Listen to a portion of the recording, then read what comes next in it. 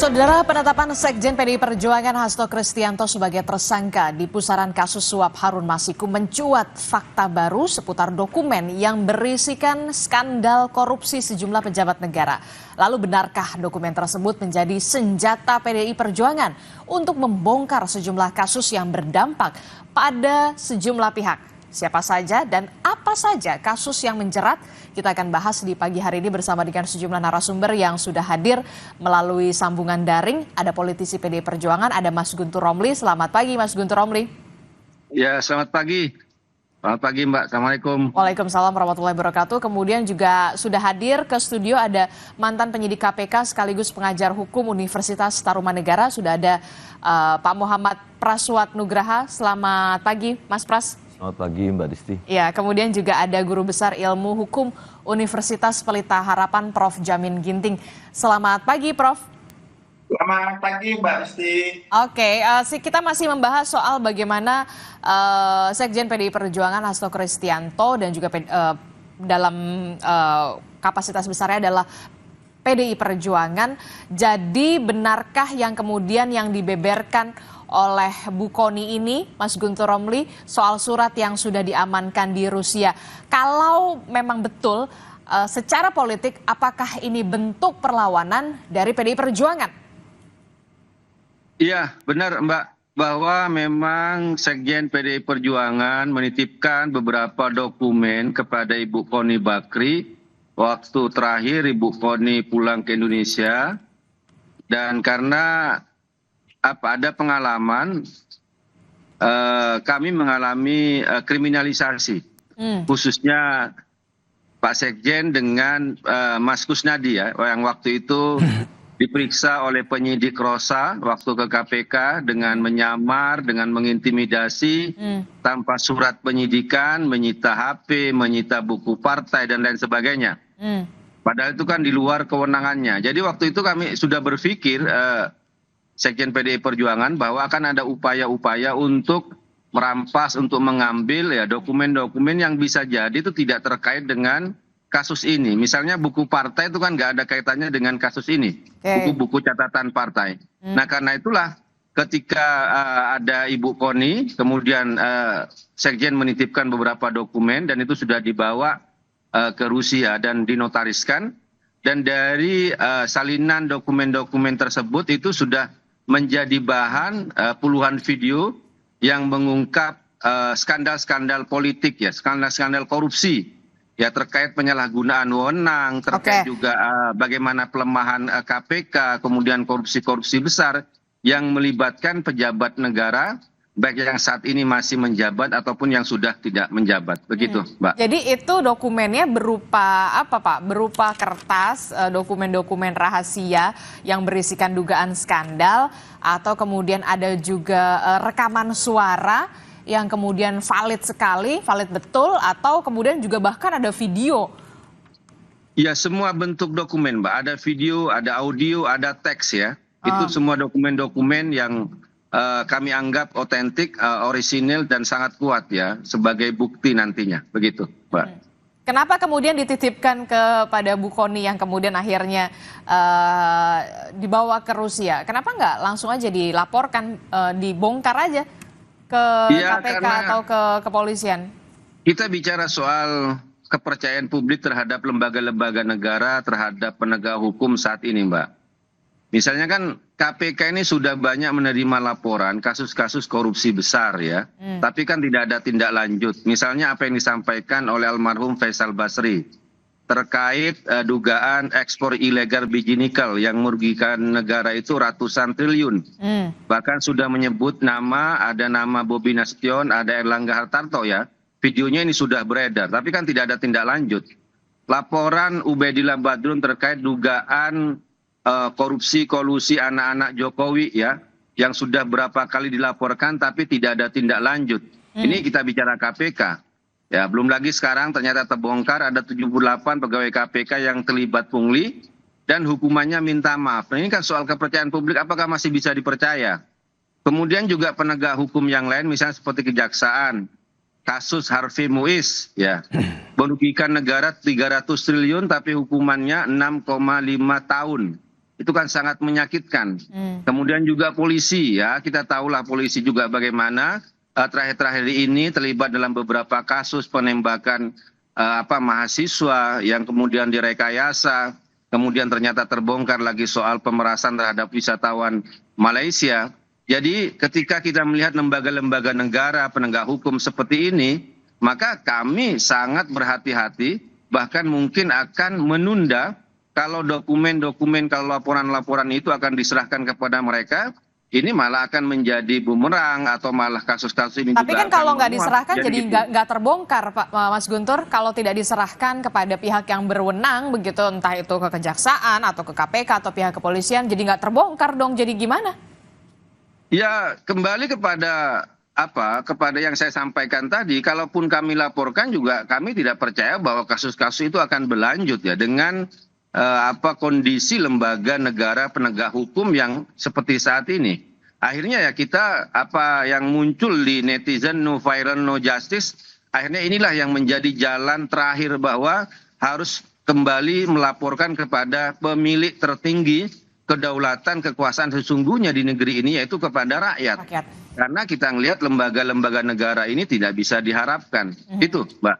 Oke, baik. Ini tadi yang disebutkan oleh Mas Guntur Romli kalau ke KPK, kenapa tidak dilaporkan saja ke KPK? Tidak bisa dipercaya kalau kata Mas Guntur, ke kejaksaan, ke kepolisian. Nah, kalau barang bukti semacam ini bahkan tadi disebutkan Mas Guntur sudah dititipkan ke Bu Kony, bahkan sampai ke Rusia begitu ya. Ada audio, ada video, ada dokumen begitu ya.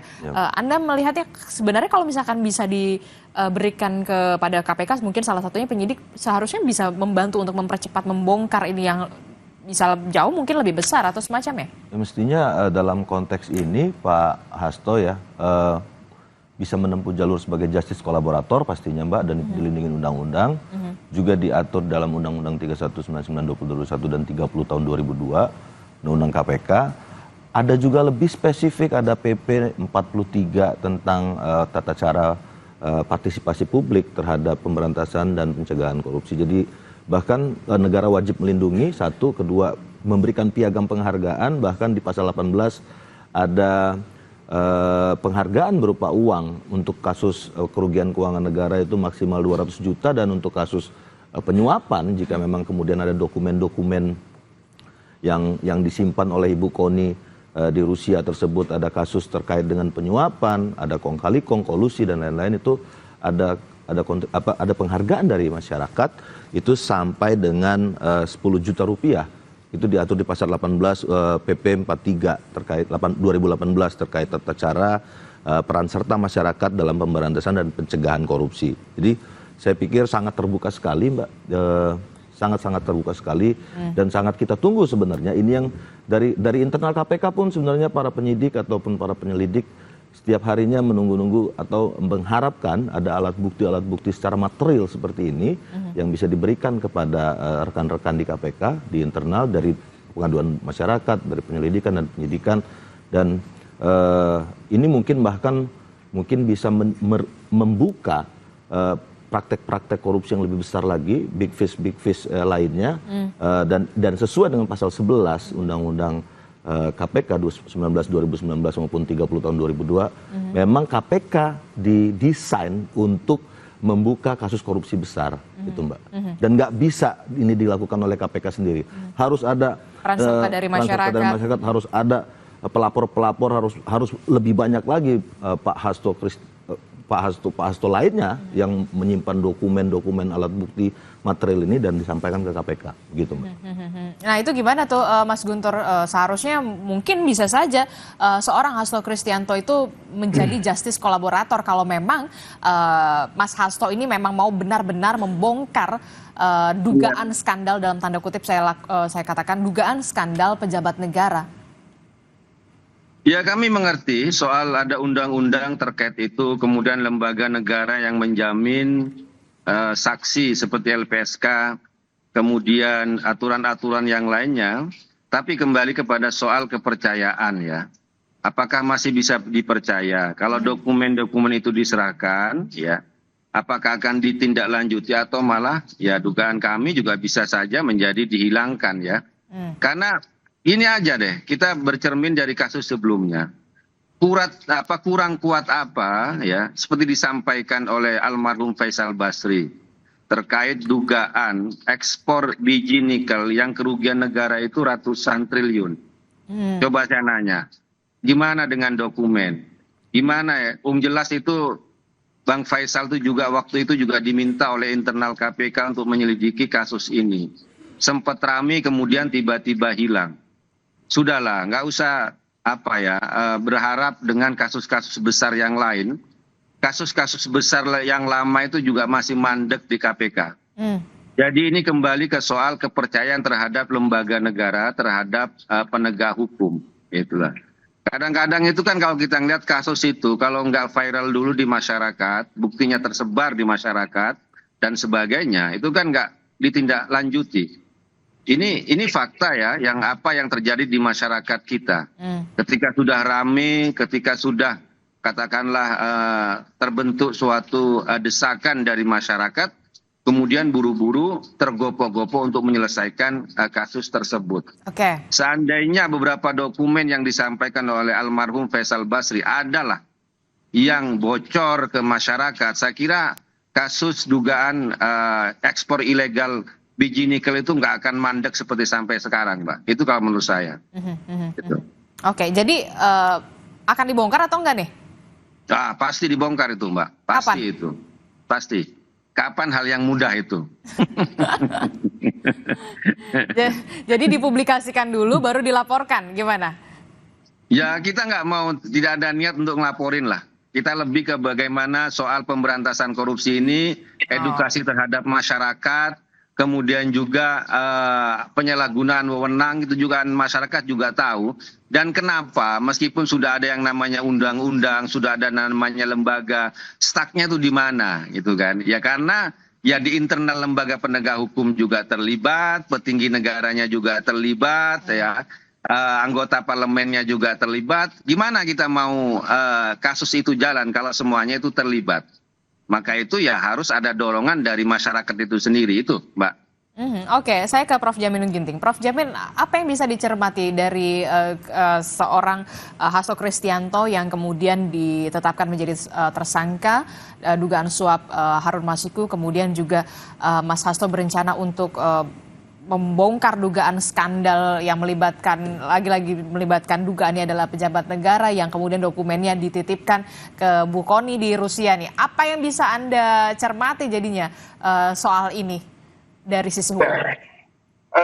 Tentu pertama kita harus menghormati segala bentuk laporan yang sudah pernah disampaikan kepada lembaga yang kita hormati, apakah KPK, kepolisian atau kejaksaan. Tetapi kalau hanya masih sebatas terkait dengan rencana, tentu sulit ya bagi penegak hukum untuk menindaklanjuti terkait dengan rencana laporan berdasarkan dokumen yang dititipkan atau berdasarkan kepada dokumen-dokumen yang ada yang belum pernah disampaikan atau belum pernah dilaporkan. Di depan mata kita melihat pada saat ini Pak Hasto sudah ditetapkan sebagai terdakwa. Saya yakin upaya hukum yang tersedia dengan pra-peradilan yang ada bisa dilakukan terhadap penetapan tersangka yang dinyatakan tidak sah atau tidak memiliki dua alat bukti begitu. Nah, jadi kalau Mas Guntur mempunyai rencana contohnya terkait dengan membuat framing dalam masyarakat bahwasannya ketidakpercayaan itu ada sehingga masyarakat terbentuk untuk tidak percaya, tentu ini jalur yang bukan jalur hukum. Saya nggak bisa komentar kalau bukan jalur hukum ya.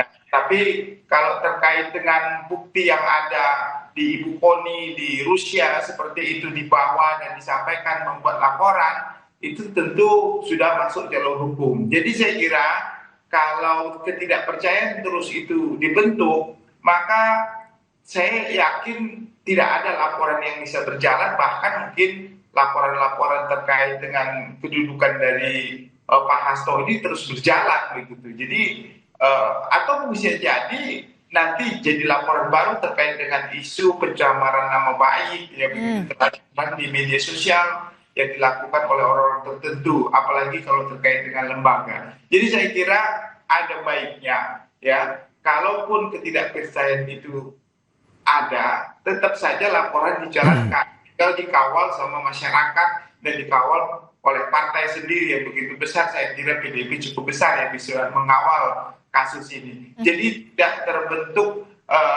framing di dalam masyarakat kalau sebenarnya PDIP ini takut sebenarnya. Jadi jangan sampai masyarakat menilai PDIP ini cuma mau balas dendam saja gitu. Isunya mana, buktinya nggak ada juga. Dan saya kira masyarakat nanti menilai seperti itu. Jadi saya kira harusnya tetap semua laporan. Bisa aja contohnya Mas Guntur melaporkan secara mencicil satu-satu.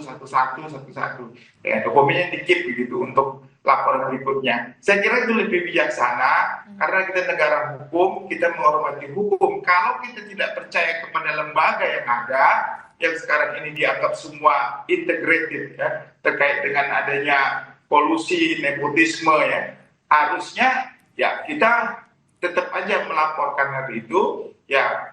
Gak ada lembaga lain lagi yang kita bisa percaya, sulit ya kalau negara ini kita tidak percaya. Nah, nggak mungkin kita mengandalkan people power. Nggak tahu Pak Guntur apakah mau mengajak masyarakat untuk demonstrasi kita people power begitu untuk menjatuhkan pemerintah yang ada, kan agak berat kalau bisa melakukan seperti itu karena tidak ada lagi yang bisa dipercaya, kata Pak Guntur. Begitu. Oke, tapi itu artinya kalau misalkan memang tidak dilaporkan, justru yang dikhawatirkan adalah backfire sendiri ke Mas Hastonya, karena memang bisa jadi nanti bisa dilaporkan soal dugaan pencemaran nama baik, begitu Prof. Jamin? Ya, kalau sampai ada menyebutkan nama-nama tertentu sebagai pelaku suatu perbuatan pidana padahal dia tidak pernah melakukan perbuatan itu, tentu kan dia nama baiknya tercemar, gitu kan? Apalagi itu disampaikan di media sosial, begitu. Nah, kalau itu bisa dia buktikan, ya lebih baik begitu. Kalau memang apa yang disampaikan di media itu benar-benar nyata, real, ada buktinya begitu melalui penegak hukum yang ada. Begitu. Respon Anda, Mas Guntur, apa yang sudah diutarakan oleh Prof. Jamin? Iya, dengan segala resiko, yaitu memang Sekjen PD Perjuangan itu siap menghadapi. Ya, seperti yang disampaikan tadi, bahwa kita juga melihat sekarang, ya, anggota DPR RI dari PDI Perjuangan, Rieke Diah Pitaloka, menyampaikan secara kritis di parlemen, di sebuah lembaga yang terhormat, ya, dan itu dilindungi oleh undang-undang, tapi kemudian dilaporkan ke MKD dengan tuduhan memprovokasi. Ini kan kalau kita melihat upaya untuk melakukan intimidasi. Tapi inilah apa yang terjadi di lembaga negara kita, di lembaga penegak hukum kita, ya. Dan ini yang menjadi keprihatinan kita semua. Jadi ketika melihat lembaga-lembaga seperti ini, ya, mau yang namanya KPK, kepolisian, kejaksaan, termasuk juga parlemen, ya. Pertanyaannya adalah apakah masih bisa dipercaya untuk melaporkan kasus-kasus yang juga menyangkut internal lembaga-lembaga ini dan nama-nama yang petinggi-petinggi negara baik yang menjabat ataupun tidak menjabat. Kan pertanyaannya di situ. Lapor ke KPN, lapor ke parlemen, nanti parlemennya dipanggil oleh MKD.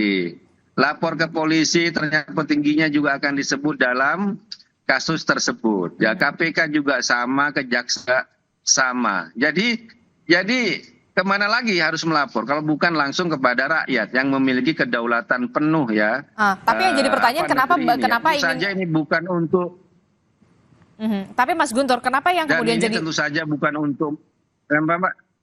Ya. Oke, Mas Guntur, Bagaimana? tapi yang jadi pertanyaan selanjutnya adalah kenapa baru sekarang ingin dibongkar, bahkan dititipkan ke Bu Kony ke Rusia, kenapa nggak dari dulu dibongkar? Jadi orang bertanya-tanya juga apakah kemudian ada hanya bluffing atau bagaimana begitu, jadinya kan juga bertanya-tanya. Enggak. Kan sebenarnya kasus-kasus yang akan nanti disampaikan tidak hanya kasus baru, Mbak. Kasus-kasus lama yang sudah pernah muncul di KPK, pernah muncul di Kejaksaan, pernah muncul di kepolisian, tapi tidak ada tindak lanjut, ya kan? Ya kalau itu kan terkait, kalau ditanya kenapa dibongkar sekarang, ya kenapa KPK nggak mau bongkar? Kenapa nggak mau melanjutkan kasus-kasus tersebut? Kan di situ masalahnya kan? Nah terkait kalau yang beberapa hal yang baru itu ya ini perlawanan, Mbak. Perlawanan terhadap kriminalisasi terhadap Sekjen PDI Perjuangan ya, yang merasa benar-benar dikriminalisasi. Persoalan di sini lebih banyak kepada persoalan politik, bukan persoalan hukum. Kemudian juga secara berlebihan mencekal Bapak Yasona Lauli, padahal beliau baru statusnya itu adalah saksi dan nggak pernah merintangi, selalu kooperatif selama ini menjadi saksi dan nggak mungkin kabur. Tiba-tiba dicekal, ini kan upaya untuk menggiring suatu opini, membuat drama politik ya, dan tujuannya ujung-ujungnya itu untuk menyerang partai PDI Perjuangan. Apalagi kan jubir KPK berbicara akan membuka kemungkinan memanggil Ketua Umum Ibu Megawati Soekarno Putri, padahal kan terkait dengan masalah katakanlah internal partai, masalah pencalekan, masalah PAW, apa urusannya KPK itu mau memanggil Ibu Ketua Umum ya, yang jelas-jelas dalam putusan pengadilan, putusannya Wahyu Setiawan yang seorang pejabat negara, pejabat publik waktu itu, yang menerima suap dari Harun Masiku, putusan nomor 28 tanggal 15 Agustus tahun 2020, halaman 160-161 disebutkan bahwa uang yang diterima oleh Wahyu Setiawan itu berasal dari Harun Masiku. Tidak ada nama Hasto Kristianto di situ. Nah, di situ kita ngeliat secara fakta hukum ini kasus ini nggak bisa disebut dengan hukum, tapi lebih kepada upaya politik untuk melakukan kriminalisasi terhadap Hasto Kristianto yang bertugas sebagai sekjen partai. Makanya jubir KPK juga mau memanggil Ibu Ketua Umum, kan ini kan semuanya soal desain politik, rekayasa politik untuk menyerang PDI Perjuangan, yang kami tidak tahu siapa sekarang yang meremote KPK. KPK sudah menggeledah Bank Indonesia, sudah menetapkan tersangka oleh Deputi Penindakan, tapi kemudian lewat jubirnya itu diralat. Jadi siapa yang meremote KPK gitu? Nah, itu pertanyaan sekarang, Mbak, yang terjadi gitu. Oke, ini yang kemudian juga akhirnya distrust ya. Juga terhadap. Betul. Bagaimana Anda? Ya, saya pikir memang periode 5 tahun Firly Bahuri itu memang membuat KPK sebegini, ya kenyataan ini memang sudah menjadi satu fakta, Mbak, bahwa masyarakat sudah menurun kepercayaan, bahkan sangat-sangat di titik nadir ya, kemarin dibanding 6 lembaga publik berdasarkan Litbang Kompas terakhir, itu KPK berada di titik terakhir. Nah, periode ketua yang baru nih, periode Pak Setio dan kawan-kawan ini punya PR berat. PR yang pertama adalah mengembalikan kepercayaan publik. Bagaimana kemudian setelah 5 tahun KPK disibukkan dengan masak nasi goreng, dengan gimmick-gimmick rompi anti korupsi, lalu kemudian lagu-lagu anti korupsi yang diciptakan oleh Pak Firly Bahuri dan rekan-rekan lainnya di periode yang lama itu harus di rebound dengan tindakan-tindakan nyata. Yang pertama itu pastinya operasi tangkap tangan harus diperbanyak. Lalu kemudian kasus-kasus seperti ini tidak hanya, ya mohon maaf, ini tidak hanya harusnya tidak hanya kepada partai oposisi misalnya gitu ya. Ya seperti apa yang dikritik oleh Pak Guntur dan kawan-kawan, saya bisa memahami bahwa ini juga harus dilakukan standar yang sama, dan ini akan harus kita lihat nanti bersama-sama semua, seluruh mata rakyat Indonesia memandang bagaimana kemudian KPK selama 5 tahun ke depan sikapnya tegak lurus dan tegas dengan seluruh apapun itu dimanapun siapapun, atau kemudian dia akan melandai ketika kemudian berhadapan dengan partai penguasa misalnya. Nah, ini memang salah satu yang paling utama yang harus dilaksanakan oleh KPK sekarang untuk periode hari ini, minimal 6 atau 1 tahun ke depan ini harus membuktikan untuk merebound dan mengambil kepercayaan publik kembali, merebut kepercayaan rakyat kembali, dan itu adalah sebuah tugas berat dari KPK yang pertama. Kalau soal bagaimana kemudian alat bukti tersebut bisa dikonstruksikan sebagai sebuah perkara yang utuh, mens rea sampai dengan unsur-unsur perkaranya dipenuhi dan lain, saya pikir teman-teman saya di KPK itu sudah bukan nggak usah diragukan lagi lah, itu udah jadi semacam hal yang ya mudah lah bagi kami untuk melakukan itu gitu. Tapi kemudian untuk bagaimana mengembalikan rasa kepercayaan publik lagi terhadap KPK. Nah, termasuk juga berarti salah satunya juga dalam tanda kutip ya merayu untuk seorang Hasto Kristianto, ayolah ini kalau mau dibongkar saja, gitu. Laporkan saja begitu kan. Termasuk juga berarti penyidik KPK juga harus bisa segera memeriksa Mas Hasto. Sebagai tersangka dan kemudian menawarkan, ya kalau memang mau justice collaborator, oke, kita bongkar. Harus langsung dan ingat justice collaborator itu kemudian akan mendapatkan berbagai macam keistimewaan, baik itu di pengadilan maupun di penyidikan. Di proses penyidikan dia akan mendapatkan perlindungan baik dari KPK maupun perlindungan dari LPSK. Lalu kemudian dia imun terhadap kriminalisasi terkait dengan pencemaran nama baik dan lain-lain. Lalu di hakim itu bisa di persidangan nanti bisa di diskon atau bukan di diskon, diringankan oleh hakim sampai dengan 2/3 bahkan. Itu artinya juga penyidik KPK juga harus menyegerakan untuk memeriksa Hasto Kristianto setelah sebagai semestinya seperti itu, lalu kemudian mengambil seluruh alat bukti untuk membongkar perkara yang lebih besar lagi. Dan memang itu saya pikir begini, kalau saya bisa mengakses semua teman-teman lah, sampai sekarang pun masih bisa kontak mereka dan lain-lain, dan itu saya pikir tidak sulit lah untuk kemudian misalnya kita buat terbuka saja, misalnya kalau misalnya teman-teman PDI Perjuangan khawatir nanti alat bukti dihilangkan, sekalian saja di record misalnya diskusinya atau ke Dumas atau misalnya kontak langsung dengan jubir atau dengan rekan-rekan penyidik KPK. Bila perlu gelar perkaranya dilakukan di depan lobi utama KPK itu. Jadi semuanya transparan. Jadi semuanya transparan, ada bukti ini dan diterima oleh petugas KPK, difoto, direkam dan lain-lain. Itu saya pikir nggak ada masalah, agar menjamin ya bahwa dan KPK juga harus meyakinkan kan, sebenarnya akan meyakinkan masyarakat, meyakinkan semua teman-teman yang pelapor, terutama masyarakat banyak ini, bahwa apakah kemudian bukti dan dokumen ini kemudian nanti ada resiko dihilangkan, ada resiko dikriminalisasi dan lain-lain. Mereka juga harus meyakinkan itu, dan saya pikir itu clear, Mbak. Itu ide bagus ketika memang nanti penyidik KPK akan segera memeriksa Hasto Kristianto dalam waktu dekat sebagai tersangka begitu ya, untuk bisa kemudian dalam tanda kutip merayu, oke lah ayo kita bongkar sama-sama ketika memang sudah ada kasus yang dikatakan lebih kakap lah dalam tanda kutip, walaupun memang gelar perkaranya memang tadi Anda sebutkan bisa saja secara terbuka begitu kalau memang ingin mengembalikan lagi kepercayaan publik, apalagi Mas Hasto mengatakan memang kooperatif dan akan mentaati hukum. Tetaplah bersama kami akan jeda, usai jeda kami kembali di Sapa Indonesia Pagi.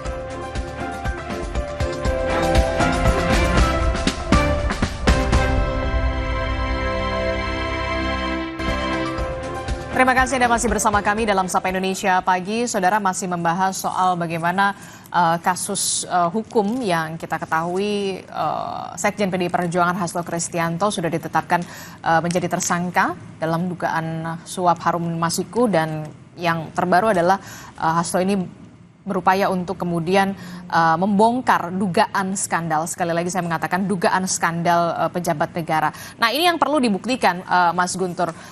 Ketika nanti penyidik KPK memang benar-benar dalam waktu dekat segera memanggil seorang Hasto Kristianto sebagai tersangka dalam kapasitasnya ke gedung KPK, apakah ini juga jadi momentum sebenarnya yang harusnya bisa dilakukan oleh PDI Perjuangan untuk bisa mengklirkan juga ke masyarakat, ke publik ketika Mas Hasto, gambaran saya sih tadi ya, Mas Hasto bisa ke gedung KPK, kooperatif, taat hukum saat diperiksa untuk pertama kalinya sebagai tersangka dengan menyerahkan bukti-bukti dokumen yang selama ini diutarakan memang memegang dugaan skandal pejabat negara yang walaupun katanya sih sudah diberikan oleh Bukoni ke Rusia begitu. Mbak, selama ini Sekjen PDI Perjuangan itu selalu kooperatif, tidak pernah kabur, tidak pernah ingkar, ya tidak pernah tidak datang lah kalau urusan dengan hukum. Bahkan sampai juga bersaksi di pengadilan tahun 2020 waktu kasusnya Wahyu Setiawan. Kemudian juga Bapak Yasona Lauli juga nggak pernah ingkar, selalu datang kooperatif. Ya, jadi itu menunjukkan bahwa semua yang ada di PDI Perjuangan itu taat hukum, taat prosedur, dan akan menghormati proses hukum yang ada. Ya. Karena itu ya kami ngelihat kok kenapa yang Harun Masiku disangkut pautkannya dengan PDI Perjuangan. Bahkan kami juga bertanya-tanya, siapa ini yang sekarang melindungi Harun Masiku? Selama ini kan opini yang muncul Harun Masiku itu kabur karena dilindungi baik oleh partai, oleh sekjen. Dan kami melihat KPK itu kan punya segalanya, Mbak. Penyadapan punya, apalah alat-alat yang canggih-canggih KPK punya, mau juga penyitaan, pemeriksaan, ya pemantauan dan sebagainya KPK yang punya. Ini kasus mau 5 tahun, tapi Harun Masiku tidak ditemukan. Siapa sekarang yang menyembunyikan Harun Masiku? Ya. 1 tahun belakangan ini PDI Perjuangan sudah berpisah jalan dengan kekuasaan. Jadi kalau dianggap masih ada opini bahwa Harun Masiku disembunyikan oleh partai atau oleh sekjen, itu menurut saya ya yang sangat mengada-ngada lah. Wong kami nggak punya kekuasaan apa-apa, kami hanya partai yang nggak punya alat sadap, yang nggak punya militer, yang nggak punya senjata dan sebagainya, yang tidak punya kemampuan untuk menyembunyikan seseorang. Jadi perlu kami tegaskan lagi soal ini, karena kan selama ini opini buruk yang disampaikan kan kasus Harun Masiku kan semuanya kan upaya untuk menyerang partai, untuk menyerang sekjen PDI Perjuangan. Tapi kenyataannya inilah yang sekarang dalam 1 tahun ini sudah tidak ada lagi yang namanya kerjasama dengan kekuasaan, sehingga harusnya kasus ini kembali kepada pokok persoalan, yaitu temukan yang namanya Harun Masiku. Karena ini kan kasus suap. Kasus suap itu adalah pejabat publik, pejabat negara yang menjanjikan atau bisa melanggar kewenangannya, yaitu Wahyu Setiawan. Siapa yang memberikan suap? Yaitu yang namanya Harun Masiku. Nggak ada di situ namanya sekjen, nggak ada namanya di situ Hasto Kristianto dalam kasus penyuapan tersebut. Jadi kembali kepada prosedur hukum. Kalau mau ke hukum itu loh, temukan dulu Harun Masikunya gitu loh. Kalau kita mau benar-benar menuju kepada kasus hukum. Iya, itu kan berbicara soal Harun Masiku begitu ya. Kita berbicara soal Harun Masiku, tapi kemudian yang belakangan lebih juga disorot adalah soal bagaimana Mas Hasto ini ingin membongkar dugaan skandal pejabat negara. Apakah ini tidak dijadikan kesempatan momentum seorang Hasto Kristianto ketika nanti diperiksa KPK untuk pertama kalinya sebagai tersangka? Petersangkaan Hasto Kristianto, sekjen PDI Perjuangan, ini kan juga bentuk pengalihan opini, Mbak. Makanya saya bilang, kalau mau opini hukumnya yang benar itu temukan Harun Masiku. Karena dialah yang menurut putusan pengadilan, yang punya kekuatan hukum yang tetap, yang menyuap Wahyu Setiawan. PDI Perjuangan benar memberikan rekomendasi kepada KPU untuk PAW. Tapi kan waktu itu tidak hanya Harun Masiku. Ada yang namanya Maria Lestari. Partai yang lain Mulan Jamila juga sama. Ya. Tapi kemudian di situ ada kasus suap. Harusnya kan fokus pada kasus suapnya. Yaitu siapa ada pejabat negara dan pemberi suap. Kenapa kok dibuat untuk menyerang partai. Menyerang sekjen PDI Perjuangan. Juga membuat opini yang seolah-olah partai sekjen yang menyembunyikan Harun Masiku. Nah, kasus pertersangkaan terhadap sekjen PDI Perjuangan itu kan untuk menggeser isu. Yang harusnya Harun Masiku, kegagalan KPK untuk memburu Harun Masiku, kegagalan untuk membongkar kasus hukum, tapi menjadikan sebagai kasus politik dengan mentersangkakan Hasto Kristianto yang dalam fakta pengadilannya itu nggak ada gitu loh. Jadi makanya saya tanya, siapa yang meremote KPK sekarang ya? Kalau tersangka saja yang kasus CSR Bank BI bisa diralat, itu kan, berarti kan ada yang meremote, kan gitu. Tapi kemudian kalau misalkan ada juga yang mengatakan, tapi kalau misalkan ada juga asumsi yang mengatakan, jangan-jangan ini isunya digeser untuk bisa membongkar dugaan skandal ini, isunya digeser dari Harun Masiku untuk soal dugaan skandal ini. Makanya kalau ditanya soal apakah nanti ketika Mas Hasto dipanggil KPK pasti datang. Taat hukum. Selama ini juga seperti itu semua. Semua yang dipanggil oleh KPK juga akan datang, akan taat hukum, karena itulah prosedur hukum yang di kita. Ya. Meskipun kami juga akan melakukan upaya-upaya perlawanan, yang jelas ketika sebuah lembaga penegak hukum tidak bisa dipercaya, maka harus ada jalur yang lain. Kami juga tidak mau misalnya menjadi korban kriminalisasi selanjutnya. Karena selama ini juga Mas Hasto, Sekjen PDI Perjuangan Kooperatif dengan KPK dipanggil pengadilan iya, dipanggil KPK berkali-kali juga iya, datang dan sebagainya. Tapi kan kenyataannya inilah yang terjadi, malah dijadikan sebagai tersangka padahal fakta-fakta hukumnya ya bagi kami nggak ada alasan sama sekali. Oke, gitu loh. oke, Gitu. Prof Jamin, ini gimana kalau soal dokumen-dokumen yang dikatakan rahasia, banyak dugaan-dugaan skandal ini sampai bisa keluar ke luar negeri begitu, dibawa keluar oleh seorang individu, ini gimana nih Prof Jamin? Ya, baik. Saya kira saya nggak tahu pasti nih dokumen apa ya yang disampaikan tadi yang sudah ada di luar negeri. Tetapi kalau memang dia punya hak atas dokumen tersebut terkait dengan akses terhadap dokumen tersebut dan dokumen tersebut tidak merupakan bentuk rahasia negara ya yang benar-benar bisa menjadi dasar keamanan dan keselamatan negara, saya kira nggak ada masalah ya untuk bisa dijadikan pegangan bagi PDIP. Tetapi yang paling sangat penting bagi saya adalah kita kan ingin sama-sama memperbaiki negara ini lebih baik ke depan dalam rangka pemerintahan, kan begitu ya. Jadi jangan sampai nanti isu ini negara kita ini dianggap lack of penerapan hukumnya itu tidak sebagaimana mestinya gitu. Artinya tajam terhadap lawan politik, tetapi tumpul terhadap teman politik. Nah itu harus kita garis bawahin yang disampaikan Pak Guntur tadi. Kalau sampai seperti itu kita tidak harapkan. Nah untuk bisa melakukan hal itu lebih baik ke depan, saya kira PDIP, ini kan PDIP kan partai besar ya, Bu Mega ya, dan sudah terbiasa melawan pemerintahan kan. Waktu zaman-zaman dulu kita tahu juga sangat. Jadi nggak ada ketakutan yang sangat prinsip. Nah kalau tidak ada ketakutan seperti itu, saya kira dokumen-dokumen itu segera diungkapkan saja. Biar kita, walaupun saya yakin Pak Guntur tadi sudah berulang-ulang mengatakan tidak percaya kepada KPK, tidak percaya kepada, tetapi sebagai warga negara yang baik, ya sudah menaati hukum, kita serahkan, nanti kita kawal bersama-sama. Nah bagaimana cara pengawalannya, tentu strategi daripada partai politik PDIP punya cara tersendiri, kan begitu kan. Nah mengambil hati masyarakat untuk mengambil hati masyarakat melalui media sosial bagus ya, tetapi mengawal hukum dengan bukti-bukti yang ada itu lebih bagus lagi menurut saya kan. Nah itulah suatu dasar yang harus dilakukan oleh PDIP. Saya sampai sekarang ya tentu kita yakinlah kepolisian, kejaksaan dan KPK tegak lurus. Walaupun tadi ada remote dan petik Pak Guntur bilang kemungkinan ada remote yang invisible hand lah gitu ya, yang bisa kita tafsirkan seperti itu oleh penafsiran Pak Guntur tadi.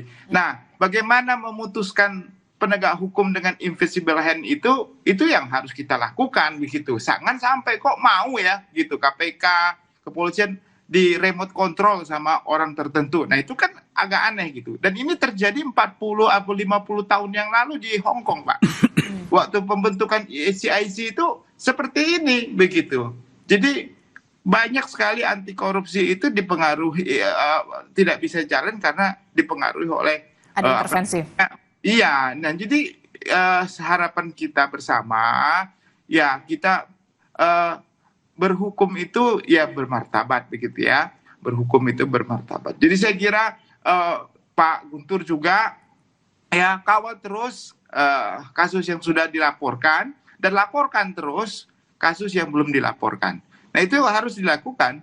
Nah masyarakat tentu percayalah ya kepada PDIP kalau memang itu diungkapkan. Dan kalau di blow up kan kita juga mendukung gitu. Tapi kalau realitanya cuma isu-isu saja, saya khawatir masyarakat menilai ini lebih politik daripada hukum yang ada yang harus ditegakkan begitu Mbak. Dan yang pasti harus dibuktikan, pembuktiannya itu memang harus dilakukan begitu ya Prof Jamin ya? Ya, saya kira dalam bentuk hukum yang bermartabat ya kita harus melindungi pelapor, jangan sampai pelapor juga dikriminalisasi begitu kan. Ini kan kekhawatiran kita sudah dia melaporkan, dia pula nanti yang dikriminalisasi karena yang dilaporkan itu ternyata ada invisible hand yang disampaikan oleh Pak Guntur terhadap penegak hukum itu. Oke, terakhir Mas Pras gimana?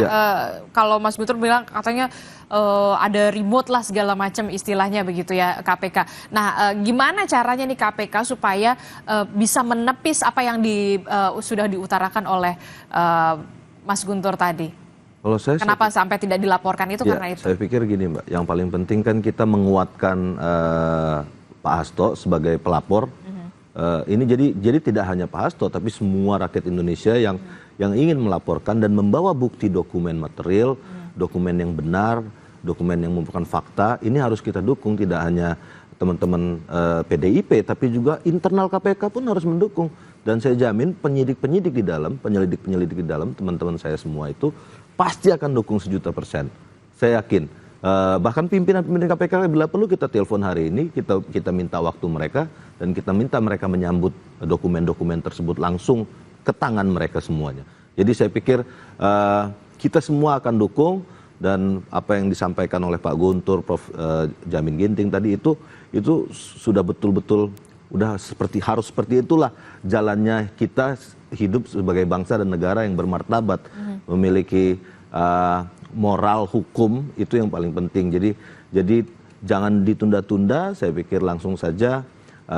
Bisa juga kalaupun tidak Pak Hasto langsung, bisa juga dari rekan-rekan teman-teman PDIP yang lain yang akan melaporkan dokumen mega skandal korupsi dan lain-lain, itu bisa kita kawal semuanya, tidak hanya PDIP yang kawal, teman-teman guru besar, Fakultas Hukum dan lain-lain, juga kami dari Koalisi Masyarakat Sipil pasti akan selalu mengawal semua laporan skandal korupsi yang akan kita bongkar semua beramai-ramai dan bersama-sama. KPK nggak mungkin bisa sendiri, dan pasti insya Allah Indonesia pasti akan lebih baik kalau misalnya kasus-kasus tersebut bisa terbongkar. Kalau kita diam dan kemudian ini juga jadi plot twistnya, kalau misalnya nanti kasusnya diam atau kemudian jangan sampai ini dijadikan tawar-menawar politik, Mbak.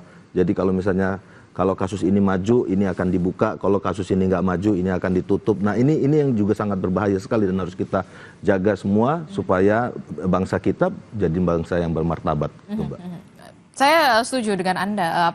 Jangan sampai kemudian ini dijadikan alat tawar-menawar begitu ya, Mas Guntur. Terakhir, jangan sampai kemudian ini jadi alat tawar-menawar, Mas Guntur. Oh iya, tentu saja ini bukan alat tawar-menawar, Mbak.